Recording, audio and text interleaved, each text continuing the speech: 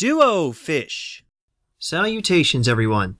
It's an unfortunate fact that throughout history, a few individuals have been mistaken as dead and buried, or purposefully buried while alive. Some of these people have stories detailing how lucky they are to be alive after such a terrifying situation, but many were not so lucky. Number 15. Holy Roman Empire executions. While in the midst of the Middle Ages, the Holy Roman Empire prescribed premature burial as a punishment to criminals who killed infants, raped, or were accused of great theft. Women who killed their employers were also sentenced to this horrific form of execution as well. For example, in Augsburg 1505, a 13-year-old girl, a 12-year-old boy, and an old woman were found guilty of killing their master. As punishment, the boy was beheaded, but the woman and the teenage girl were buried underneath the gallows while still alive, condemned to suffocate under several feet of dirt. Number 14. Essie Dunbar. Lazarus syndrome is the spontaneous return of circulation after a presumed death. However, the amount of time for the return of circulation can vary, not to mention that this is an exceptionally rare occurrence. In 1915, a 30-year-old woman in South Carolina named Essie Dunbar suffered from a fatal epilepsy attack and was buried the following day without being embalmed, as it wasn't a ubiquitous practice in society at the time.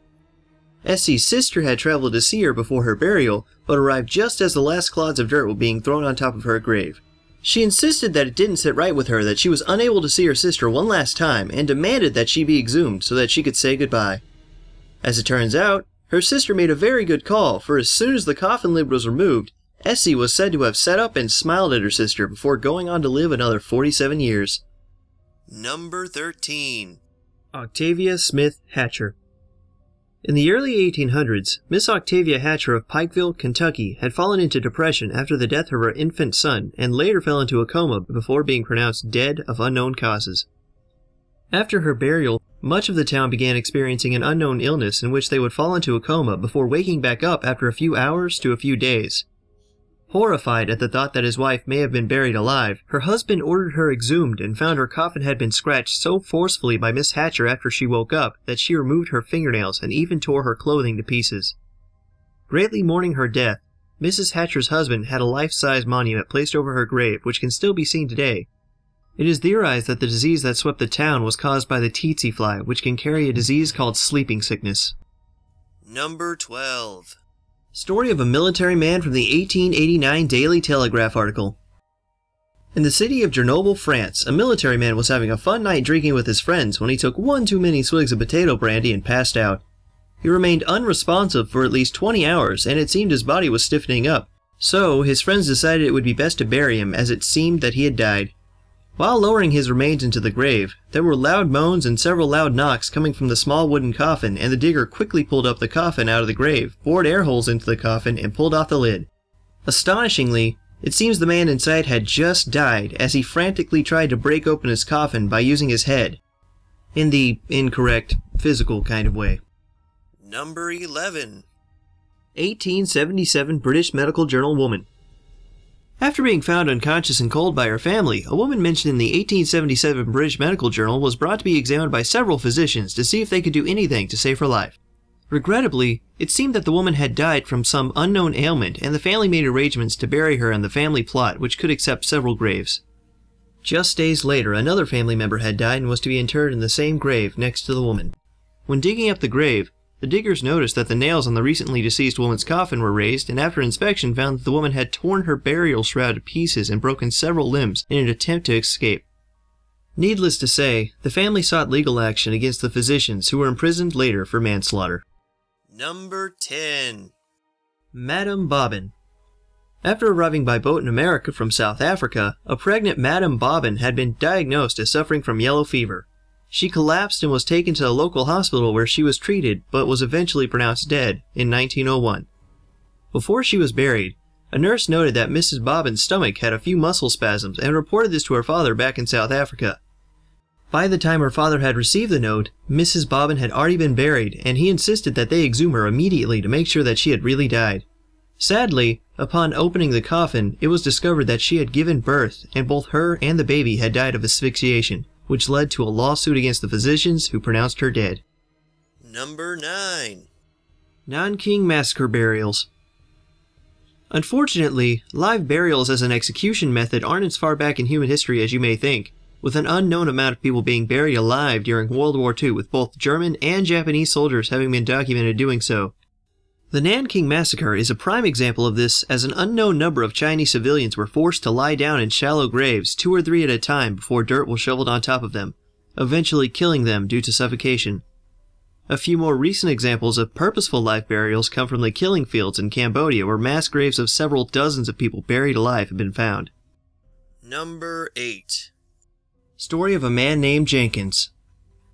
Published in an article in the 1885 New York Times comes a story from Asheville, North Carolina, of a young man named Jenkins who became ill with a fever and, after getting progressively worse, was declared dead with no pulse discovered. While being buried, many people remarked how limber his body was, as it did not seem that he was suffering from rigor mortis, and many people believed that he may be buried alive.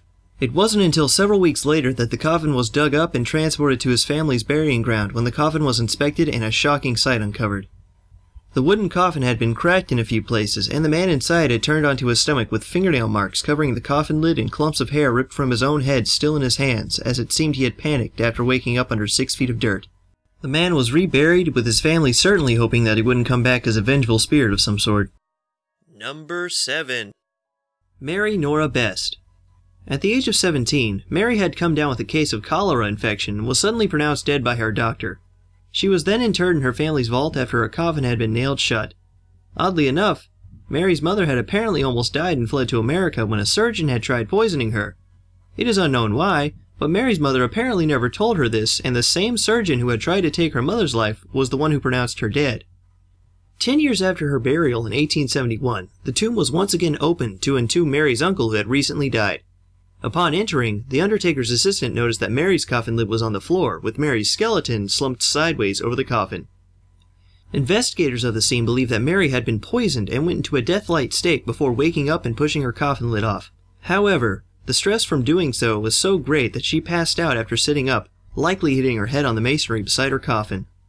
The combination of the poison and head injury most likely led to her death. As for the surgeon, it is likely that he faced no charges, as it had been 10 years since Mary was interred in the vault. Number 6. Mina El Houari. In May 2014, Mina met with a man that she had been talking with over a dating site for months before traveling to see him for their first date in Morocco. After eating dessert on May 19th, she collapsed on the floor suddenly, and the frantic man decided not to call the authorities in his panicked state and instead quickly buried Mina in his backyard garden. Eventually, Mina's family filed a missing person report, which led investigators to her would-be boyfriend's home and eventually her grave. Tragically, Mina was an undiagnosed diabetic and fell into a coma after eating dessert, which led to the disaster that ended with Mina being buried alive and dying of suffocation while unconscious. Number 5. Angelo Hays. Another example of a French person being buried alive, Angelo Hays was in a motorcycle accident in 1937 which threw him from his bike and landed him face first into a wall. Once taken to the hospital, doctors quickly declared him dead, as they were unable to distinguish a heartbeat or pulse, and insisted that no open casket funeral be held for Angelo, as his face was so disfigured. After 3 days, a funeral was held and Angelo was buried. However, nearly 2 days later, a local insurance company claimed that his body must be exhumed for further investigation of the case so that an agreement could be reached over the settlement to be paid. Astonishingly, investigators found that Angelo's body was still warm and rushed him to the hospital, where they found that he had a faint heartbeat. His comatose state had kept him alive in the coffin thanks to the little amount of oxygen that he needed to stay alive, and after 4 surgeries followed by rehabilitation, he became a French celebrity, going on to live a long life. Number 4. Voluntarily buried 35-year-old Russian man. Most people have a great fear of being buried alive or trapped in a tight place, but there are also people out there who volunteer to have it happen. In mid-2011, a 35-year-old Russian programmer for some reason truly believed that being buried alive for a night would bring him good luck for the rest of his life, apparently learning this on the internet. He contacted a friend of his in order to help him complete his goal by having his friend bury him after he crawled into his coffin with breathing holes, water, and a mobile phone. After burying him under 8 inches of dirt, the Russian man contacted his friend with his phone and told him that everything was fine, and so his friend went home for the night. The next morning, the man's friend came back and dug him up, only to find that he had somehow died during the night. Heavy rains had apparently blocked his breathing tubes and caused the man to die of asphyxiation sometime during the night. Certainly a prime contestant for a Darwin Award, I suppose. Number 3. Nathan Woessner. While climbing a sand dune in Indiana Dune National Lakeshore on July 12, 2013, a 6-year-old Nathan fell into a sinkhole and was buried by sand. His father, grandfather, and friend were all there as well, and it was his friend who saw Nathan disappear into the sand. Nathan's father and grandpa heard Nathan underneath the ground and tried digging him up, but sand continued to bury him deeper, causing them to call for help and perhaps accept the fact that Nathan might be gone. Authorities arrived with shovels in hand and other gear to dig Nathan, who had been buried for 4 hours now, out of the ground. Nathan was eventually pulled out of the ground and seemed to have died of suffocation. However, he was found to be faintly breathing due to sand being such a loose material, and after 6 months in medical care, managed to make a full recovery. Number 2. Stephen Small.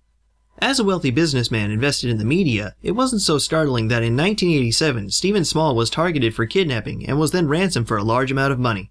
The 39-year-old Stephen was kidnapped by Danny Edwards and his girlfriend Nancy Rich so they may ransom him for $1 million. The couple buried Mr. Small in a coffin with water, candy bars, and a tube extending out of the ground 3.5 feet for air and had him do a recording instructing his wife on how to transfer the ransom money.